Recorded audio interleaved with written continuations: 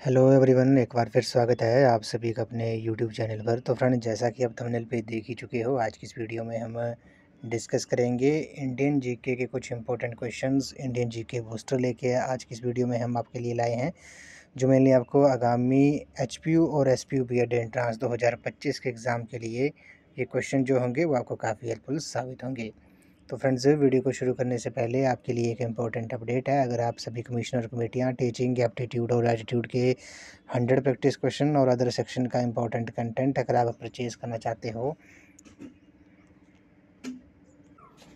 तो मात्र आपने 200 रुपीज़ जो है वो पेड करने हैं। पेमेंट का स्क्रीनशॉट आपने दिए हुए व्हाट्सएप नंबर पे आपने सेंड कर देना है। उसके बाद आपको प्रोटेक्टेड पीडीएफ जो है प्रोवाइड कर दी जाएंगी और उसके बाद आपको अलग अलग व्हाट्सएप ग्रुप में ऐड कर दिया जाएगा। बॉयज़ के लिए अलग व्हाट्सएप ग्रुप होगा, गर्ल्स के लिए अलग व्हाट्सएप ग्रुप होगा और उन व्हाट्सएप ग्रुप में आपको up to date, time to time, free of cost सभी सेक्शन का मोस्ट इम्पोर्टेंट कंटेंट जो है वो आपको प्रोवाइड कर दिया जाएगा। तो बस आप दिए हुए व्हाट्सएप नंबर पे मात्र 200 रुपीज़ पेमेंट करनी है। इसका स्क्रीनशॉट आपने इस नंबर पे सेंड कर देना है।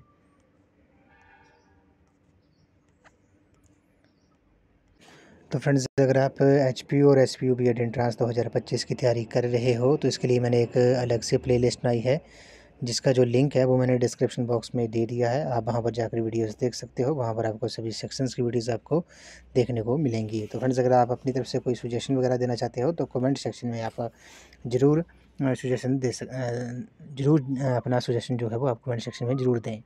तो फ्रेंड्स, वीडियो को शुरू करते हैं। क्वेश्चन नंबर फर्स्ट है, बोला गया कि who is regarded as the mother of Indian revolution.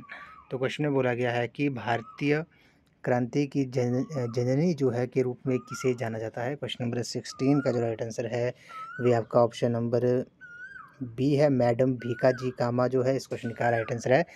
इन्हें भारतीय क्रांति की जननी के रूप में जाना जाता है, ये आपने याद रखना है। इनके बारे में थोड़ा डिटेल में डिस्कस कर लेते हैं।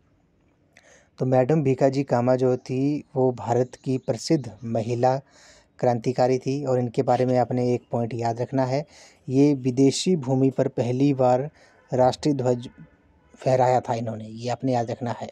तो एग्ज़ाम में आपसे पूछ सकते हैं कि विदेशी भूमि पर पहली बार जो था वो राष्ट्रीय ध्वज जो था वो किसने फहराया था, तो वो मैडम भीकाजी कामा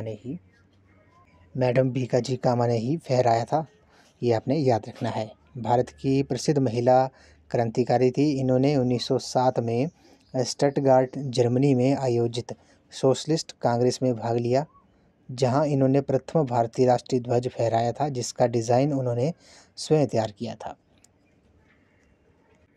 उसके बाद 22 जुलाई 1947 को जो हमारा राष्ट्रीय ध्वज है, तिरंगा है, उसे अपनाया गया था और तिरंगे का जो डिज़ाइन था वे किसने तैयार किया था, वे पिंगली वेंकैया ने। ये आपने नोट कर लेना है।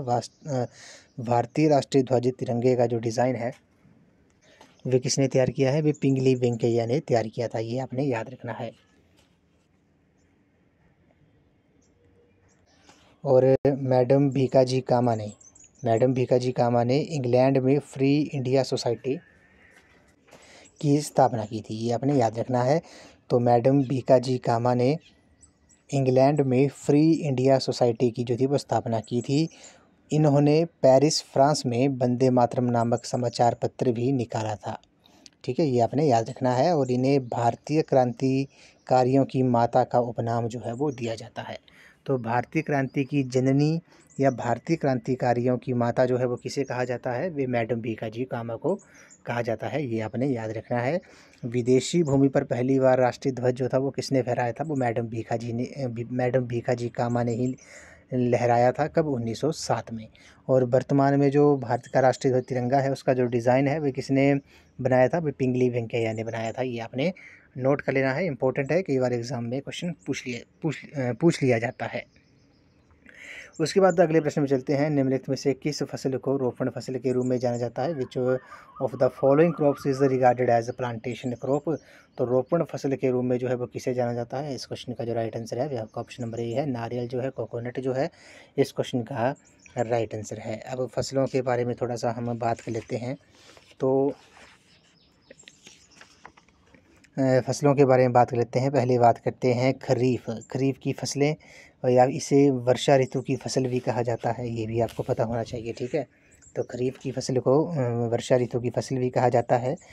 तो ये जो फसलें होती हैं ये वर्षा के प्रारंभ होने पर मई से जुलाई तक बोई जाती हैं। ये आपने याद रखना है। जो खरीफ की फसलें होती हैं मई से जुलाई तक इन्हें बोया जाता है और इसकी समाप्ति पर सितंबर से लेकर अक्टूबर नवंबर तक जो है इन्हें काटा जाता है। तो वो कौन सी फसलें होती हैं? वे आपकी खरीफ की फसलें होती हैं। खरीफ की फसलें मई से जुलाई तक बोई जाती हैं और सितंबर अक्टूबर नवंबर तक जो है ये काटी जाती हैं। ठीक है। तो खरीफ की फसलें जैसी धान, ज्वार, बाजरा, मक्का, मूंग, सोयाबीन, लोबिया, मूंगफली, कपास, जूट, तिल, राई, उड़द, गन्ना, तंबाकू, ये जो है आपकी खरीफ की फसलें हैं। और खरीफ की फसलों को जो है वो वर्षा ऋतु की फसल भी कहा जाता है। उसी तरह रबी की फसल की बात करते हैं। रबी की फसल या इसे शीत ऋतु की फसल भी कहा जाता है। ये फसल शीतकाल के प्रारंभिक दिनों में अक्टूबर से दिसंबर तक बोई जाती हैं। ठीक है। शीतकाल के प्रारंभिक दिनों में अक्टूबर से दिसंबर तक बोई जाती हैं और फरवरी से अप्रैल तक या अप्रैल मई तक जो है इन्हें काटा जाता है। इन फसलों के लिए जो है वो शीतकालीन वर्षा जो है वो काफ़ी लाभकारी होती है। जैसे गेहूँ, जौ, मटर, चना, सरसों, आलू, बरसीम, मसूर, अरहर जो है वो आपकी रबी की फसलें हैं। ये भी आपने याद रखना है। उसी तरह जायद फसलें कौन सी होती हैं? जायद फसलें जो होती हैं, जायद रबी फसलों का बीज जो है वो मार्च अप्रैल महीने में बोया जाता है, जबकि इनकी कटाई जो है वह मई जून के महीने में होती हैं। वे आपकी जायद फसलें होती हैं। जैसे खरबूजा, तरबूज, ककड़ी, मूंग, लोबिया, पत्तीदार सब्जियां जो होती हैं वे आपकी जायद फसलें होती हैं और ये मार्च अप्रैल में बोई जाती हैं, मई जून में जो है वो काटी जाती हैं। उसी तरह बात करते हैं नकदी फसलों के बारे में। तो नकदी फसलें जो होती हैं, ये फसलें जो होती हैं वो व्यापार के उद्देश्य से जो है वो किसानों द्वारा उगाई जाती है। जैसे गन्ना, कपास, जूट, तंबाकू, चाय, कॉफ़ी, पटसन, फूल, ये जो है वो आपकी नकदी फसलें होती हैं। ये भी आपने याद रखना है। ये व्यापार के उद्देश्य से जो है वो किसानों द्वारा जो है वो उगाई जाती हैं। अब कुछ बातें हैं, कुछ पॉइंट्स हैं आपने याद रखने हैं। जैसे प्रमुख फसलों के जो टॉप 3 राज्य हैं, जैसे सबसे ज़्यादा चावल जो है वो कहाँ होते हैं? वे उत्पादक जो राज्य है वो पश्चिम बंगाल है, उसके बाद आंध्र प्रदेश है, उसके बाद उत्तर प्रदेश है। सबसे ज़्यादा गेहूँ जो है वो उत्तर प्रदेश में होता है। ठीक है। मक्का जो है वो आंध्र प्रदेश में होता है, ये आपने याद रखना है। गन्ना जो है वो उत्तर प्रदेश में सबसे ज़्यादा होता है। चाय असम में होती है। कॉफ़ी जो है वो कर्नाटक में सबसे ज़्यादा होती है। रेशम जो है वो कर्नाटक में होता है। काली मिर्च केरल में, प्याज जो होता है महाराष्ट्र में, ये भी आपने याद रखना है। हल्दी जो है वो आंध्र प्रदेश में होती है सबसे ज़्यादा। ये अपने कुछ पॉइंट जो है वो आपने याद रखने हैं। तो रोपण फसल के रूप में जो है वो किसे माना जाता है? तो नारियल को जो है वो रोपण फसल के रूप में माना जाता है। अगले प्रश्न पे चलते हैं। बोला गया कि the India story a book launched by the union government recently is related to which field?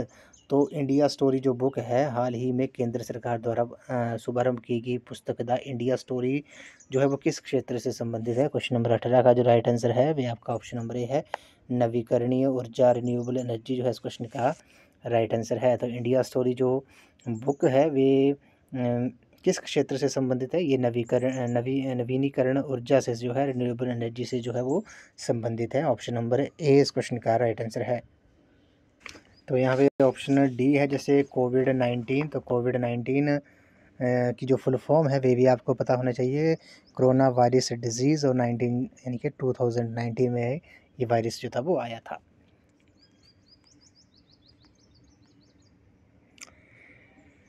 अगले प्रश्न में चलते हैं। What is the name of operation launched by the Indian navy to protect Indian vessels in the gulf region? तो खाड़ी क्षेत्र में भारतीय जहाज़ों की सुरक्षा के लिए भारतीय नौसेना द्वारा जो शुरू किया गया ऑपरेशन का जो नाम है वे क्या है? तो इस क्वेश्चन का जो राइट आंसर है वे आपका ऑप्शन नंबर बी है, ऑपरेशन संकल्प जो है इस क्वेश्चन का राइट आंसर है। तो 19 का ऑप्शन नंबर बी जो है वो सही हो जाएगा। अब बात करते हैं इंडियन नेवी के बारे में। आपको पता है इंडियन नेवी डे जो है वो हमने कई बार क्वेश्चन में डिस्कस किया है। इंडियन नेवी डे जो है वो 4 दिसंबर को जो है वो हर वर्ष मनाया जाता है। और इंडियन नेवी के जो चीफ़ हैं वो कौन है? वे एडमिरल दिनेश के त्रिपाठी हैं। ये भी हमने सुबह की वीडियो में, करंट अफेयर्स की वीडियो में भी डिस्कस किया था। ठीक है। तो ऑपरेशन संकल्प जो है वो भारतीय नौसेना द्वारा शुरू किया गया ऑपरेशन है जो कि खाड़ी क्षेत्रों में भारतीय जहाज़ों की सुरक्षा के लिए चलाया गया था। नेक्स्ट क्वेश्चन पे चलते हैं। बोला गया कि विधानसभा का सत्रावसान का अर्थ निम्नलिखित में से क्या है? Prorogation of assembly means which of the followings. तो क्वेश्चन नंबर 20 का जो राइट आंसर है वे आपका ऑप्शन नंबर ए है, विधानसभा को भंग किए बिना बंद करना जो है। Discontinuing of legislative assembly without dissolving जो है वो विधानसभा का सत्रावसान का अर्थ है, मीनिंग है। ऑप्शन नंबर ए इस क्वेश्चन का राइट आंसर है। बात करते हैं विधानसभा के बारे में। तो विधानसभा जो होता है वे राज्य के विधानमंडल का निम्न सदन होता है। विधानसभा के सदस्यों का निर्वाचन जो होता है वो प्रत्यक्ष रूप से राज्य की जनता करती है, यानी कि वोट डालकर राज्य की जनता है वो वोट करती है। इस कारण इस सदन को लोकप्रिय सदन भी कहा जाता है, विधानसभा को। ठीक है, विधानसभा विधान परिषद से अधिक शक्तिशाली होती है, ये भी आपको पता होना चाहिए। और किसी राज्य की विधानसभा के सदस्यों की जो अधिकतम संख्या है वे 500 और न्यूनतम संख्या जो है वो 60 होती है। हालांकि कुछ राज्यों में इसका अपवाद है, ये भी आपने याद रखना है। तो राज्य की विधानसभा के सदस्यों की जो अधिकतम संख्या जो है, मैक्सिमम स्ट्रेंथ जो है वो कितनी हो सकती है? वो 500 हो सकती है और मिनिमम जो है वो 60 हो सकती है। आपने कमेंट सेक्शन में बताना है कि हिमाचल प्रदेश में विधानसभा के सदस्यों की जो संख्या है वे कितनी है। और विधानसभा मतदाताओं की जो योग्यताएं हैं आपको पता है, मतदाता होने के लिए 18 वर्ष की आयु जो है वो प्राप्त भारतीय नागरिक होना चाहिए। 18 वर्ष जो है वो मिनिमम एज होनी चाहिए वोट डालने के लिए। और अगर आपने विधानसभा सदस्य बनना है तो उसके लिए क्या योग्यताएं हैं? भारत का नागरिक होना चाहिए और कम से कम 25 वर्ष की आयु जो है वो पूरी कर चुका हो, ये भी आपने याद रखना है। तो विधानसभा की बात कर रहे हैं तो बात करते हैं हिमाचल प्रदेश विधानसभा के बारे में। तो हिमाचल प्रदेश विधानसभा जो है प्रेजेंट की जो विधानसभा है वे 14वीं विधानसभा है और 14वीं विधानसभा के जो अध्यक्ष हैं श्री कुलदीप सिंह पठानिया हैं। और 14वीं विधानसभा के जो विधानसभा उपाध्यक्ष हैं वे श्री विनय कुमार जी हैं। ये क्वेश्चन भी हमने कई बार डिस्कस कर लिया है। तो फ्रेंड्स, अगर आपको आज का जो सेशन है वो पसंद आ रहा है तो वीडियो को लाइक शेयर एंड कमेंट जो है वो साथ में ज़रूर कर दें। अपने फ्रेंड्स के साथ, अपने दोस्तों के साथ भी इस वीडियो को शेयर कर दें जो HP और SPU BEd एंट्रेंस की तैयारी कर रहे हैं। उसके बाद कुछ पॉइंट आपने जैसे याद रखने हैं कि विशेष राज्य का दर्जा। ठीक है, तो विशेष राज्य का जो दर्जा दिया जाता है राज्यों को वे गोडगिल फॉर्मूले के आधार पर दिया जाता है, ये आपने याद रखना है। तो विशेष राज्य का जो दर्जा है वे गोडगिल फॉर्मूले के आधार पर दिया जाता है और इसके लिए उस राज्य की आर्थिक स्थिति, आधारिक संरचना और सामरिक महत्ता को पैमाना किया जाता है, ये भी आपने याद रखना है। सबसे पहले जो विशेष राज्य का जो दर्जा था वे 1969 में असम को दिया गया था और सबसे बाद में 2001 में उत्तराखंड को जो था वो विशेष राज्य का दर्जा दिया गया था। और उत्तराखंड जो था वो पहले उत्तर प्रदेश का हिस्सा हुआ करता था। तो ये आपने याद रखना है। एग्ज़ाम में पूछ सकते हैं कि सबसे पहले जो विशेष राज्य का जो दर्जा दिया गया था वे किस स्टेट को दिया था? वे असम को दिया था, 1969 में दिया था। 25 जनवरी 1971 को हिमाचल प्रदेश को भी पूर्ण राज्य का दर्जा मिला था और ये भारत का 18वां राज्य बना था, ये भी आपको पता होगा। अगले प्रश्न चलते हैं। विच of the following is the tissue. तो आपने बताना है निम्नलिखित में से कौन एक उत्तक है। तो इस क्वेश्चन का 21 का जो राइट आंसर हो जाएगा वे आपका ऑप्शन नंबर ए हो जाएगा। ब्लड जो है, रक्त जो है वो एक टिश्यू होता है। ऑप्शन नंबर ए जो है इस क्वेश्चन का करेक्ट आंसर है। अगले प्रश्न में चलते हैं। ब्रह्मांड में पदार्थ का सबसे प्रचुर रूप क्या है? What is the most abundant form of matter in the universe. तो ब्रह्मांड में पदार्थ का जो सबसे प्रचुर रूप है वे क्या है? क्वेश्चन नंबर 12 का जो राइट आंसर 22 का जो राइट आंसर होगा वे आपका ऑप्शन नंबर ए हो जाएगा। प्लाज्मा जो है इस क्वेश्चन का राइट आंसर है। ये ब्रह्मांड में पदार्थ का, मैटर का सबसे प्रचुर रूप है। अगले प्रश्न में चलते हैं। बोला गया कि what is the main objective of PM गति शक्ति नेशनल मास्टर प्लान। NMP आपने याद रखना है। NMP की जो फुल फॉर्म है वे क्या है? नेशनल मास्टर प्लान है। तो बोला गया कि PM गति शक्ति राष्ट्रीय मास्टर प्लान का जो मुख्य उद्देश्य है वे क्या है? क्वेश्चन नंबर 23 का जो राइट आंसर है वे आपका ऑप्शन नंबर बी है। इंफ्रास्ट्रक्चर डेवलपमेंट जो है इस क्वेश्चन का राइट आंसर है। अगले प्रश्न में चलते हैं। बोला गया कि Indian council for cultural relation functions under which union ministry. तो भारतीय सांस्कृतिक संबंध ICCR किस केंद्रीय मंत्रालय के तहत कार्य करता है? क्वेश्चन नंबर 24 का जो राइट आंसर है वे आपका ऑप्शन नंबर बी है। विदेश मंत्रालय जो है, मिनिस्ट्री ऑफ एक्सटर्नल अफेयर्स जो है इस क्वेश्चन का राइट आंसर है। तो मिनिस्ट्री ऑफ एक्सटर्नल अफेयर्स की बात करते हैं तो भारत के जो विदेश मंत्री हैं वे कौन है, कौन है ये आपने कमेंट सेक्शन में ज़रूर बताना है। तो इंडिया के जो एक्सटर्नल मिनिस्टर हैं वे आपने कमेंट सेक्शन में उनका नाम बताना है। क्वेश्चन नंबर 25 पे चलते हैं। वीसी रॉय पुरस्कार किस क्षेत्र में दिया जाता है? VC Roy award is given in the field of. तो क्वेश्चन जो है काफ़ी इंपॉर्टेंट है। तो वीसी रॉय अवार्ड जो है वो किस फील्ड में देते हैं? क्वेश्चन नंबर 25 का जो राइट आंसर है वो आपका ऑप्शन नंबर सी है, मेडिसिन जो है इस क्वेश्चन का राइट आंसर है। ये जो पुरस्कार है वे किस फील्ड में देते हैं इसको? इस पुरस्कार को जो है डॉक्टर वीसी रॉय अवार्ड को जो है वो मेडिसिन के क्षेत्र में देते हैं, ये आपने याद रखना है। और इसकी जो स्थापना हुई थी वे कब हुई थी? 1966 में हुई थी, ये आपने याद रखना है। वीसी रॉय अवार्ड जो है वो उसकी स्थापना कब हुई थी? 1966 में हुई थी। 1966 में स्थापित ये पुरस्कार भारतीय चिकित्सा परिषद IMA द्वारा चिकित्सा और संबंधित समाज सेवा के क्षेत्र में उल्लेखनीय योगदान के लिए प्रदान किया जाता है। इस अवार्ड में जो है वो 1 लाख नगद कैश, 1 रजत पदक और प्रशस्ति पत्र जो है वो प्रदान किया जाता है, ये भी आपने याद रखना है। उसी तरह बात करते हैं धन्वंतरी अवार्ड जो है, तो धन्वंतरी अवार्ड जो है ये पुरस्कार जो है वो चिकित्सा मेडिकल के क्षेत्र में ही दिया जाता है, ये भी आपने याद रखना है। उसी तरह विक्रम साराभाई पुरस्कार जो है ये 1990 में स्थापित ये पुरस्कार जो है इसरो द्वारा अंतरिक्ष अनुसंधान के क्षेत्र में उल्लेखनीय योगदान हेतु दिया जाता है, ये भी आपने याद रखना है। दादा साहेब फाल्के अवार्ड की बात करते हैं तो दादा साहेब फाल्के अवार्ड जो है वो 1969 में ये स्थापित ये पुरस्कार जो है 1969 में स्थापित ये पुरस्कार भारत सरकार के सूचना और प्रसारण मंत्रालय द्वारा भारतीय सिनेमा के विकास में उल्लेखनीय योगदान के लिए जो है वो दिया जाता है, ये भी आपने याद रखना है। उसी तरह बात कर लेते हैं हम रमन मैग्सेसे अवार्ड के बारे में। तो एशिया का नोबेल प्राइज़, अगर आपसे एग्जाम में पूछते हैं कि एशिया का जो नोबेल पुरस्कार है वे किसे कहा जाता है, तो रमन मैग्सेसे अवार्ड को कहा जाता है। एशिया महाद्वीप का ये सबसे बड़ा पुरस्कार है। फिलीपींस के भूतपूर्व राष्ट्रपति की स्मृति में ये 1957 से 1957 से जो है वो दिया जाता है। इस पुरस्कार में 1 स्वर्ण पदक, 1 गोल्ड मेडल और $50,000 जो है वो प्रदान किए जाते हैं, ये भी आपने याद रखना है। और कुछ अवार्ड हैं जैसे इनको हम क्विक डिस्कस कर लेते हैं। जैसे मैं आपको बता देता हूँ कि जैसे ऑस्कर प्राइज़ जो है तो ये प्राइज़ जो है वो अमेरिका की national academy of motion pictures के क्षेत्र में दिया जाता है, फिल्म्स के क्षेत्र में, ठीक है।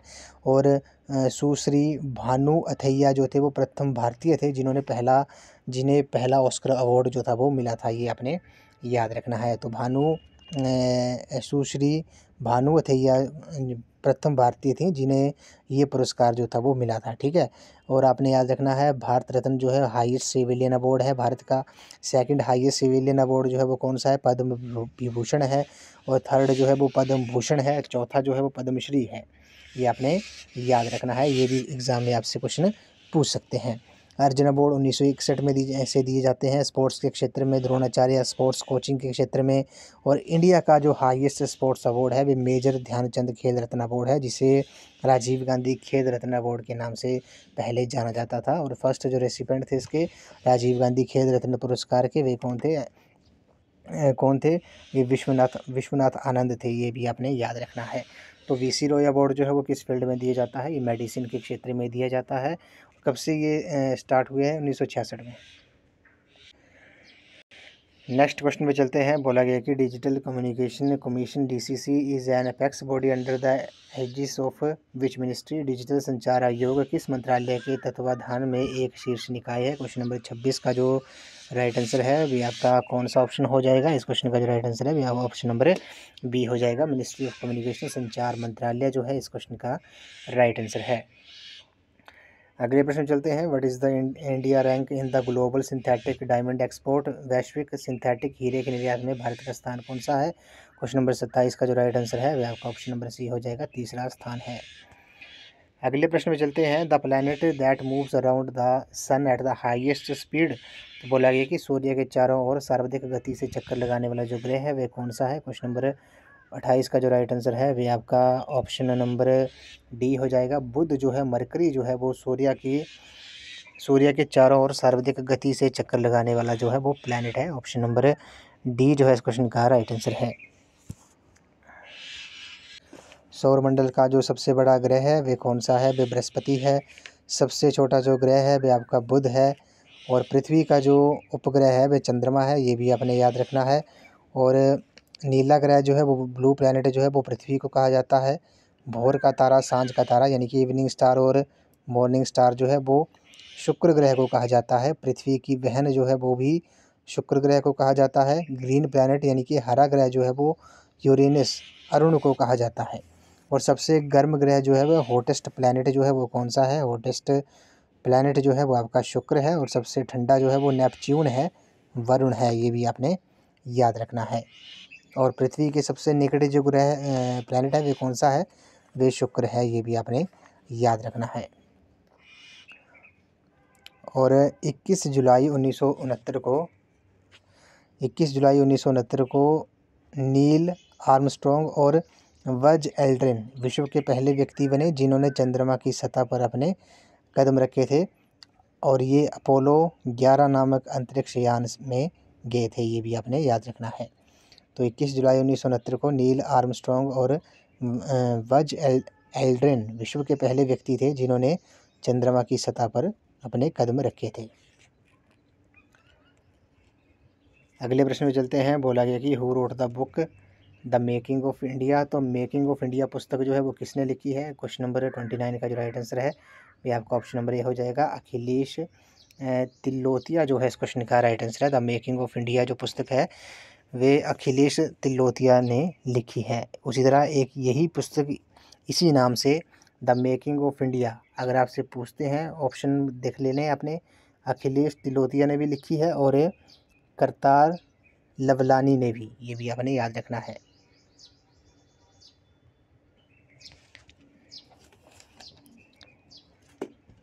करतार लवलानी, ये भी अपने नाम जो है वो याद रखना है।